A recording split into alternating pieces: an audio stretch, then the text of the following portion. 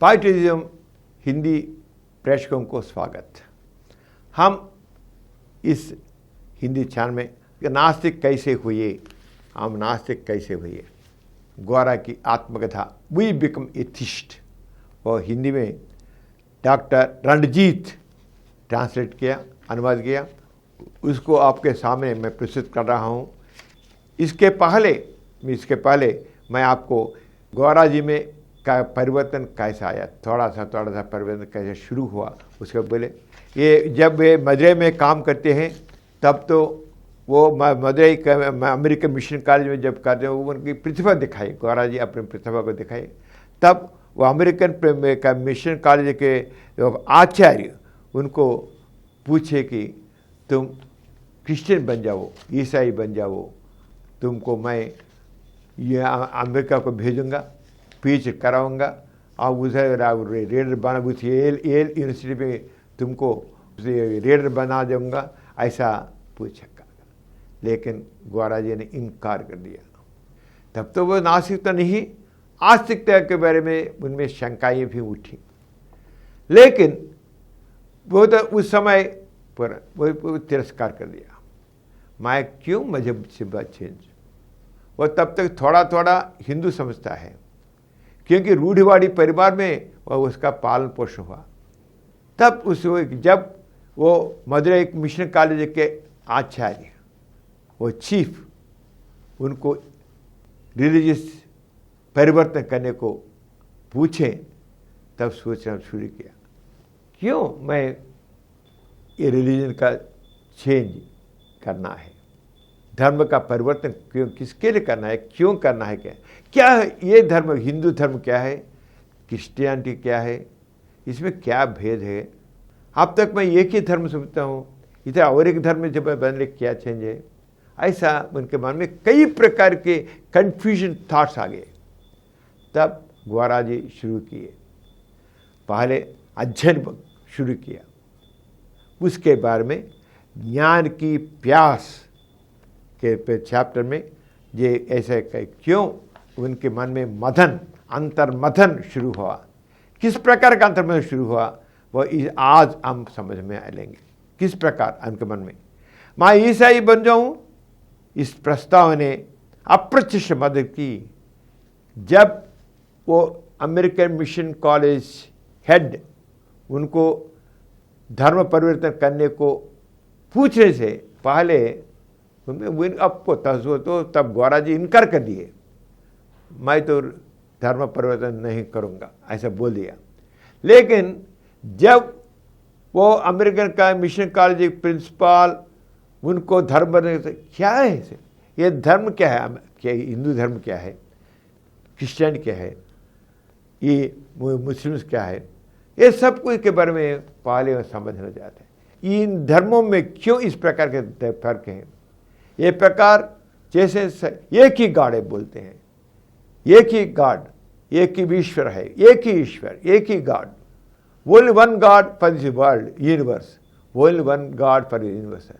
वही क्यों इतने धर्म हैं, इतने ईश्वर हैं, एक धर्म में एक ईश्वर है, क्यों ऐसा, ये ठीक है क्या है, वो सोचना शुरू किया।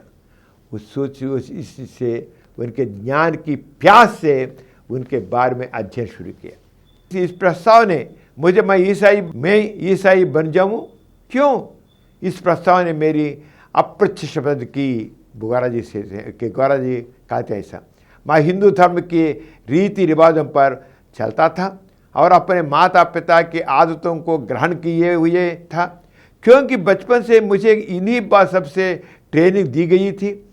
हम अपनी मातृभाषा की ही तरफ अपने माता पिता या अभिभावकों की आदतों और आचरण को बिना किसी जांच पड़ताल के यथावत ग्रहण कर लेते हैं। बचपन में हमारे ऊपर किस प्रकार का प्रभाव होता है, वही प्रभाव हमको चलाता है, बिना सोचे ऐसा हम उनका फॉलो हो जाते हैं। धार्मिक विश्वासों के विषय में भी हमें अपने माता पिता के धर्म से चिपके रहने तथा दूसरे धर्मों से अलग रहने की ट्रेनिंग बचपन में ही से जली है। मानव मस्तिष्क की यह गुलामी ही धर्म युद्धों और जिहादों का कारण रही है। गौरा कहते हैं कि मानव मस्तिष्क की यह गुलामी, धर्म की गुलामी, ईश्वर की गुलामी ही धर्म युद्धों और जिहादों का कारण रही है। लेकिन मेरी प्रतिक्रिया इससे कुछ भिन्न थी। ईसाई बनने की प्रस्ताव की अस्वीकृति ने मेरे मन में एक प्रश्न श्रृंखला खड़ी कर दी। हिंदू धर्म क्या है, ईसाई क्या है, वे एक दूसरे से कैसे भिन्न हैं, अन्य धर्म क्या है, उनकी एक दूसरे से तुलना क्या है। अपने अंदर के इन प्रश्नों का उत्तर पाने के लिए मैंने अंग्रेजी व तेलुगु भाषा में अनुवादित बाइबल, भगवद गीता, कुरान, वेद, उपनिषद व अन्य धार्मिक ग्रंथों का अध्ययन प्रारंभ कर दिया। जब उनमें क्या है ये सब रिलीजन, हिंदू रिलीजन से विश्व का एक ही ईश्वर है, एक ही गॉड फॉर दिस यूनिवर्स, तब क्या है, क्यों इतने मत ग्रंथ, भिन्न भिन्न मत ग्रंथ होते हैं, भिन्न भिन्न धार्मिक ग्रंथ होते हैं, भिन्न भिन्न दैवी देव होते हैं, क्यों? इस प्रकार की एक प्रकार प्रश्न परंपरा उनके मस्तिष्क में उठा। मैंने मैक्स मुलर के sacred books of the east के पुस्तक खंडों को भी पढ़ना प्रारंभ कर दिया। मैं अक्सर एनसाइक्लोपीडिया ब्रिटानिया के ईश्वर, आत्मा, मुक्ति, पुनर्जन्म, आध्यात्मिकता और परलोक के संदर्भ पुष्टों के उलट पलट करता रहा था। विज्ञान का छात्र होने के कारण मैं भौतिकी, रसायन, प्राणी जगत की और गणित के नियमों से परिचित था। उनको फिजिक्स के बारे में, केमिस्ट्री के बारे में, बायोलॉजी के बारे में, मैथ्स के बारे में सब कुछ परिचय है। जीव विज्ञान और वनस्पति विज्ञान तो मेरे शिक्षण विषय ही है, मैं तो उसमें तो प्रवीण हूँ। मेरे नए अध्ययन ने मुझे दर्शन, समाजशास्त्र, नीति शास्त्र, अर्थशास्त्र, राजनीति शास्त्र, पुराविज्ञान, ललित कलाओं और मनोविज्ञान आदि से भी परिचित करा दिया। तब ये सबको अध्ययन करना शुरू कर दिया, ये ज्ञान हो इसके बारे में भी। मैं धार्मिक मनोविज्ञान और पैरा मनोविज्ञान के विशेष रुचि लेने लगा। साइकोलॉजी, पैरासाइकोलॉजी के बारे में भी, साइकोलॉजी, पैरासाइकोलॉजी के बारे में भी पूरा अध्ययन में ले दिया। इनमें से मुझे मनुष्य के धार्मिक विश्वासों, ईश्वर और आत्मा का रहस्य छिपा जान पड़ने लगा था। मैं नहीं कहता हूँ कि इन विषयों पर मेरा अध्ययन पूर्ण व गहरा था। मैं अपने अध्ययन के पुष्टवार उदाहरण भी नहीं दे सकता। यद्यपि अध्ययन के समय मैंने नोट्स लिए हैं, फिर भी वह कहा जाता है कि अपने लगभग 6 वर्षों के इस अध्ययन करने में मैंने काफ़ी कुछ पढ़ा। बाद का अध्ययन फिर सरासरी तौर पर रहा। खूब पढ़े, सभी धर्मों के बारे में ग्रंथ, सभी धर्मों के ग्रंथों को पढ़े। इसी के अलावा कई अलग साइंसों के बारे में भी उन्होंने अध्ययन किया। मैं पाता हूँ कि मेरे इन अध्ययनों ने मुझे दूसरों की बातों का मात्र पिछलगू बढ़ाने के अलग सही ही स्वतंत्र विचार करने था अपने मार्ग सही चुनने में बड़ी मदद की। वो तो पढ़ा, लेकिन इसी के समय वे अपने आप स्वतंत्र रूप से सोचना शुरू किया। केवल उनका ही पढ़ना नहीं, उनका अध्ययन करना ही नहीं, इनका उन सबको सर पढ़ने के बाद ये स्वतंत्र रूप से चिंतन मंथन करना शुरू किया। क्या है सब कुछ, क्यों ऐसा है, ये क्यों इस प्रकार भिन्नता क्या है। इस प्रकार अपने आप उनके बारे में चिंतन मंथन करना शुरू कर दिया। मैं किसी दूसरे के विचारों का ना तो पीछे लगू बना और ना ही महज किताबी कीड़ा बनाने से स्वचिंतन कुंठित हो जाता है और व्यक्ति किताबों का गुलाम बन जाता है। इसके विपरीत स्वचिंतन व मनन ना केवल स्वतंत्रता बनाए रखता है, वरन विचारों के लिए स्वयं ही जिम्मेदारी को भी बढ़ाता है। केवल ज्ञान संपादन नहीं है, ओन थिंकिंग थॉट प्रोसेस, उनका own thinking and thought process को वे बढ़ाए।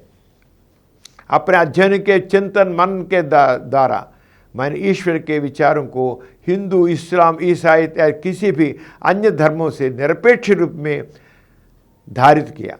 मैं इस निष्कर्ष पर निष्कर्ष भी पहुंचा कि वह आदमी स्वयं ही है जिसने प्राचीन युग में अपनी मनोवैज्ञानिक जागरूकता के कारण ईश्वर के विचार, ईश्वर के जन्म दिया होगा।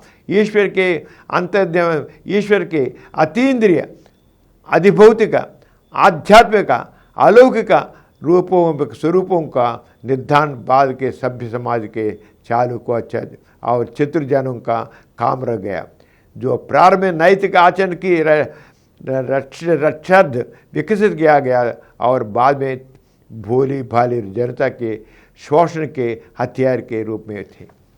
इस उनके मन में आया, पहले एक आदमी अपने उनके ज्ञान के प्रकार सोचा कोई ईश्वर होगा, उनकी वजह से सब कुछ हो रहा है। धीरे धीरे मनुष्य में चिंतन मनन शुरू होया। उनमें तो थॉट प्रोसेस अधिक हुआ, उसका समझ में आ गया। लेकिन जो व्यक्ति है वे क्या किए, जिनको थोड़ा सा समझ बूझ हो गया ये ईश्वर के बारे में, समाज के बारे में, ये अंधविश्वास के बारे में, तब कुछ लोगों तो अलग रूप में चिंतन मनन शुरू किया। लेकिन कुछ लोग तो जो ना पढ़े लिखे हैं उनको वे उसे ही अंधविश्वास में रखकर उनमें से लाभ को पाना चाहते हैं। कुछ लोगों को अंधविश्वास में ही रखना चाहते हैं, रख करके उनसे वे लाभ पाना चाहते हैं। अपने अध्ययनों और चिंतन मन के साथ ही मैं ऐसे अवसरों की तलाश में भी था जहां वे विद्वानों तथा धार्मिक पुरोहितों ने उन पर विचार विमर्श भी कर सकूं। 1 वर्ष तक कोयम्बतूर में रहने के बाद जब मैं कोलंबो गया तो इस विचार विमर्श की संभावना बढ़ गई। कोलंबो में मैं आनंद कॉलेज में वनस्पति शास्त्र का अध्यापक था। उसका प्रबंधन बौद्ध थियोसॉफिकल सोसाइटी के हाथ में था। वहाँ मैं बौद्ध धर्म के पुरोहितों के संपर्क में आया और उनके वाद विवाद और प्रवचन सुना। मैंने वहाँ उनकी पुस्तकों भी पढ़ी। वहाँ का 1 साल का प्रवास अध्ययन के दृष्टिकोण से मेरे लिए काफ़ी लाभकारी रहा। अगले वर्ष 1928 में मैं भारत की काकीनाडा के कॉलेज में वनस्पति विज्ञान प्रवक्ता के रूप में आ गया। मदुरई के बाद कुछ समय तक उनको ये सब का अध्ययन किया। उसके बाद कोलंबो गए। कोलंबो में भी बायोलॉजी प्रोफेसर थे, बॉटनी प्रोफेसर थे। उधर भी वो ये बुद्धिस्ट प्रवक्ताओं से उनका मुलाकात हुआ। उनमें से भी बहुत कुछ डिस्कशन हुआ। ये सब उनके थॉट प्रोसेस में बहुत चेंज आ गया। उसके बाद 1928 में काकीनाडा में जिधर ये पढ़े डिग्री किए, उस कॉलेज में उनका प्रोफेसर पोस्ट आ गया। तब कोलंबो से एक काकीनाडा के आंध्र प्रदेश आ गए, उधर प्रोफेसर बने। उस सब इससे साथ वे बोलते हैं मछलीपट्टनम में एक हिंदू विद्वान के साथ काकीनाडा हो गए। और उसके बाद वे कुछ बातें बदनाम से कहते हैं। मछलीपट्टनम में एक हिंदू विद्वान के साथ मेरी एक वार्ता की घटना मुझे अक्सर याद आती है। 1937 के बाद वह हिंदू विद्वान हिंदू दर्शन पर एक प्रवचन श्रृंखला चला रहा था और प्रवचन के बाद नित्य श्रोताओं के प्रश्नों के उत्तर देता था। एक शाम शंका से प्रश्नों के समय मैंने उनसे कहा कि वह हिंदू धर्म में ब्रह्म के लिए नपुंसकलिंग का प्रयोग किए सविस्तर समझे, क्योंकि अन्य धर्मों में ईश्वर को पुल्लिंग कहा गया। मुझे हिंदू ग्रंथों की भाषा संस्कृति में शाब्दिक लिंग निर्धारण का ज्ञान था। यथा संस्कृत में स्त्री बोध वाली द्वारा पुल्लिंग होती है क्यों? इसे भाषा संबंधी डिस्कशन हुआ। हिंदू इस संस्कृत में हिंदू के संबंध में जहाँ ब्रह्म का जो उपयोग होता है, ब्रह्म शब्द उपयोग होता है, वह स्त्रीलिंग का होता है। लेकिन अलग जो धर्म होते हैं वह ईश्वर का प्रयोग पुल्लिंग पर, पुरुषलिंग पर होता है। पुरुषलिंग क्या, क्यों? स्त्रीलिंग हिंदू धर्म में ब्रह्म को स्त्रीलिंग में बोलते हैं, अलग मजहब में क्यों पुल्लिंग में बोलते हैं? क्या है डिफरेंस? ये वो एक विद्वान से वे पूछे। मेरा प्रश्न एकदम सामान्य था। मैं हिंदू विद्वान से यह प्रमाणित करना चाहता था कि हिंदू ईश्वर का विचार मूलतः एक नपुंसक रूप की अवधारणा है। पुल्लिंग ईश्वर की दार्शनिक अवधारणा के बाद में मैं उस समय प्रकट हुई जब सच्छिता राज्य व्यवस्था व अर्थव्यवस्था में पुरुष पूरी तरह स्त्री पर हावी हो गया। शायद मैंने जिस रूप में प्रश्न प्रस्तुत किया था उसमें ईश्वर के प्रति का आदर नहीं दिखाया गया, जो प्राय ईश्वर का संदर्भ देते हुए उसके प्रति दिखाए जाने की अपेक्षा की जाती है। विद्वान ने मुझसे सीधे प्रश्न किया कि क्या मैं नास्तिक हूँ? मेरा उत्तर है हाँ, मैं नास्तिक हूँ। मेरे इस उत्तर का वहाँ कोई महत्व नहीं होना चाहिए था। प्रश्न का उत्तर तो मिलना ही चाहिए था। विद्वान की प्रतिक्रिया एकदम विपरीत थी। पर मुझसे कहा कि वह किसी नास्तिक से बात तक नहीं करना चाहता। उसने मुझे सभा छोड़ने के कहा। मैंने निवेदन किया कि सभा सार्वजनिक थी और मैंने निर्धारित समय पर ही प्रश्न किया था, मैं सभा से क्यों जाऊं? उसने कहा कि मैं सभा से नहीं गया तो वह स्वयं सभा से चला जाएगा। वह मंच से उतरा, कुछ कदम चला और मेरी तरफ पीठ करके खड़ा हो गया। मेरे बार बार के आग्रह के बाद भी वह सभा में नहीं लौटा। तब मैंने कहा कि मैं नहीं चाहता कि तथा सभा मेरी वजह से विद्वान के विचारों से वंचित रहे और मैं सभा से चला गया। कुछ लोगों ने मुझे सही मानकर मेरे साथी स्थल का तत्काल बहिष्कार कर दिया। अगले दिन सभा स्थल पर एक नोटिस लगाई गई कि सभा में नास्तिकों का उपस्थिति वर्जित है। जब नास्तिक कोई प्रश्न पूछता है, आस्तिक को समाधान नहीं दे पाता। नास्तिक का प्रश्न हमेशा सच होता है। उस प्रश्न देना आस्तिक को दे, क्योंकि आस्तिक सब कुछ एक असत्य पर आधारित होता है, असत्य पर। नास्तिक का कि जो ज्ञान होता है सब कुछ ज्ञान पर, साइंटिफिक होता है। इसलिए वो विद्वान, वो आस्तिक है।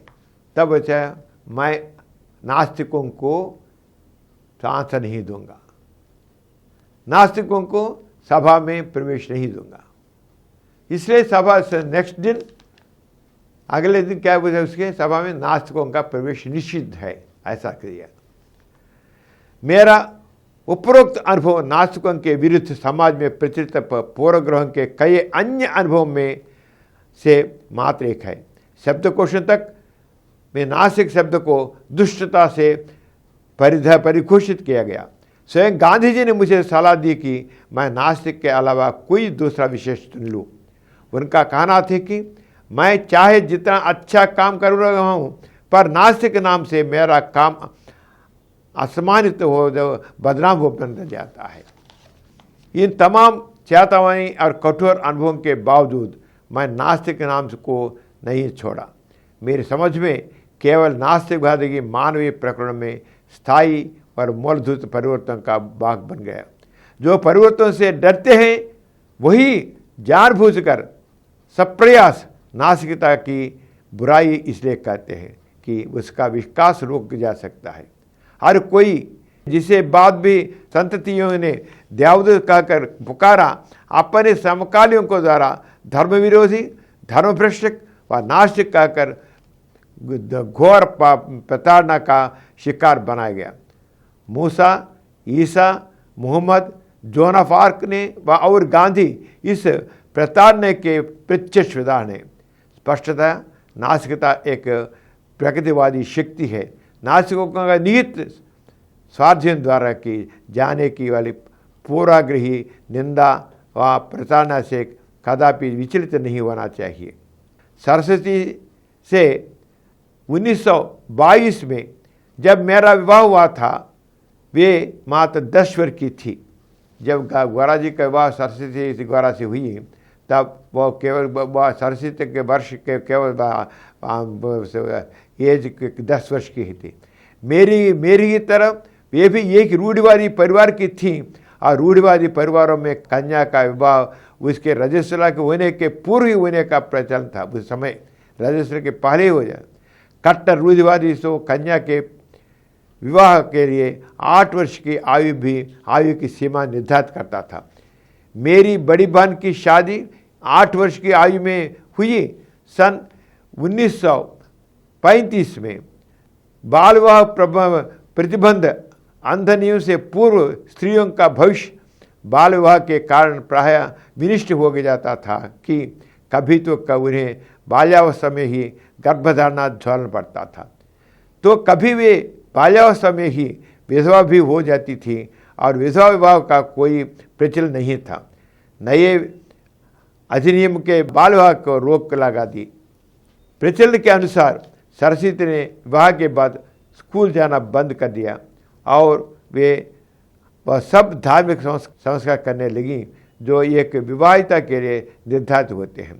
धार्मिक संस्कार विवाहित कन्याओं के लिए सुखद वैवाहिक जीवन का पासपोर्ट माने जाते हैं। सरस्वती मेरे साथ रहने के लिए 1926 में कोयम्बतूर में आई। उनकी शिक्षा तो अल्प थी, उनकी समझदारी और सामान्य बुद्धि तीक्ष्णता थी। हम आपस में ना कुछ गुप्त रखते थे और ना ही कुछ एकदम निजी। हम आपस में खुलकर रहते और विषय में आपसी समझदारी से काम कर लेते। मेरे साथ आने पर सरस्वती ने रूढ़िवादी आदतें एकदम त्याग दी और अनीश्वरवादी दृष्टिकोण ग्रहण कर लिया। कोलंबो में वे पहली बार गर्भवती हुई। जब वे 4 माह की गर्भ से थी, दोपहर के बाद सूर्यग्रहण पड़ा। हिंदू रूढ़िवादी गर्भवती स्त्रियों के लिए इस ग्रहण के समय चुप रहने और अंधेरे स्थान पर पड़ने की हिदायत देता थे। हिदायतें ना मानने वालों को गर्भ शिशु के विकलांग जन्म लेने का भय दिखाया जाता है। लेकिन सरस्वती ने देखा कि कोलंबो में बौद्ध मूर और बर्बर स्त्रियां सूर्य ग्रहण के कोई परवाह किए बिना सड़कों पर उन्मुक्त घूम रही थी। निश्चय ही इन महिलाओं में कुछ न कुछ तो अवश्य गर्भवती होंगी। यदि ग्रहण का भय वास्तविक है तो उसे इन स्त्रियों को भी प्रभावित करना चाहिए। फिर यह भय केवल हिंदू धर्म की स्त्रियों को ही है। हिंदू धर्मेतर स्त्रियों को गर्भ शिशु इस ग्रहण से प्रभावित क्यों नहीं होते? अतः वह यह भय हिंदू धर्म वालों का अंधविश्वास भर है।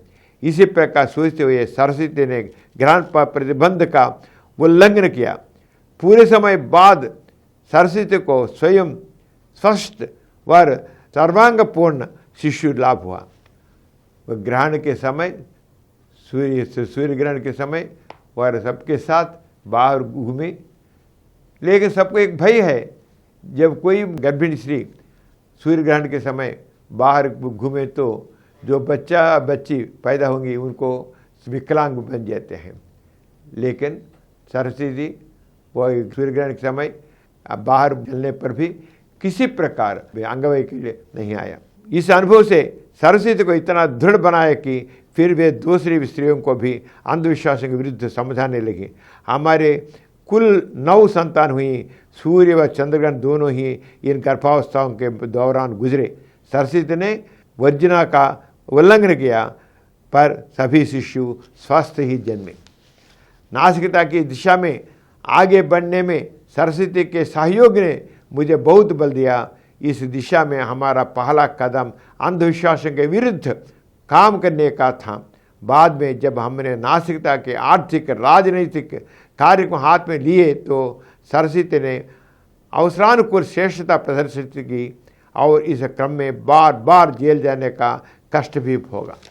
दोस्तों, अब तक गौरा जी के जीवन में उनके लेक्चर के समय किस प्रकार के संघर्ष हुए, उनको किस प्रकार नास्तिकता की ओर उनका प्रयाण शुरू हुआ, सब कुछ आपको समझ है। इसके बाद जब वे नास्तिक बनने वाले हैं तब पे उनके माता पिता से किस प्रकार का टकराव आया, उसके बारे में अगले का एपिसोड में समझाऊंगा। उनको क्या गौरा जी लिखे, आप उनके माता पिता से किस प्रकार का टकराव आया, क्या हुआ, उनके जीवन में किस प्रकार का परिवर्तन आया, सब कुछ हमको नेक्स्ट एपिसोड में आपको बता। तब तक विदा लेता हूँ। नमस्ते।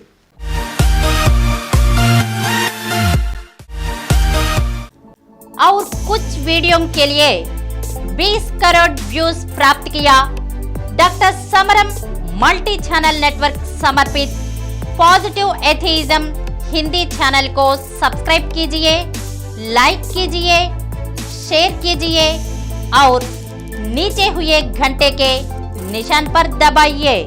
Please download Samaram Channels app from Google Play Store and watch your favorite channels. Click the bell icon and subscribe to the channels.